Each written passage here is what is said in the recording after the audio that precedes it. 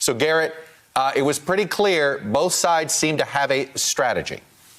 Yeah, that's absolutely right. I mean, Democrats have been working for weeks to put together their plan here, and it's really to turn this vote into a proxy vote on the Affordable Care Act. You know, the issue of the courts in the abstract has never been as animating for Democratic voters as it has been for Republican voters. But by laying out the specific, the physical, the tangible issues on which this judge might rule, most specifically with the defense of the Affordable Care Act, just like they did in 2018, Democrats are taking this and making it into a campaign issue and defending the Affordable Care Act. You saw that with the poster boards, the individual stories that each of these senators were telling as they were trying to really tie this judge to the president's vocally expressed preference that his next nominee, that all of his nominees be ready to gut the Affordable Care Act. As for Republicans, you saw them trying to burnish the judge's credentials here a little bit. You saw a bit of war being waged against straw men on terms of attacks that have not come on her religious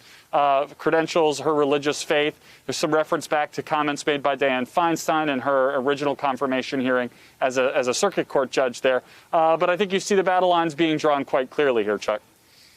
That's for sure, and I think that's a fair way of putting it. I think they are searching. That is a controversy, searching for some attention. Let me go over to Shannon Pettypiece, because the president weighed in at one point, and now I think I know who Lindsey Graham was talking to. In Lindsey Graham's opening statement, he made veiled mention that some people would like to see us just skip these hearings. Everybody knows how everybody's going to vote, and let's get it going. I'm thinking, who's created that straw man? And then we get the tweet from the president. It's Lindsey Graham's golfing buddy here who is suggesting to him, let's just skip the hearing process. That's what the president seemed to want today.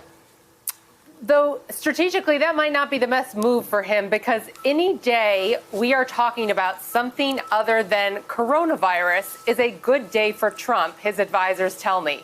So this finally gives the White House and the Trump campaign a reprieve from questions about his health, questions about the safety measures in place, or questions about the coronavirus in general, where we are seeing cases going up nationally, and gets everyone's focus for a few moments on the Supreme Court nominee, which, while it may not be helping them with moderate voters and women voters, it is, as they have hoped all along, something they can use to leverage with conservative voters, religious voters who obviously have said they are uncomfortable with the president's health.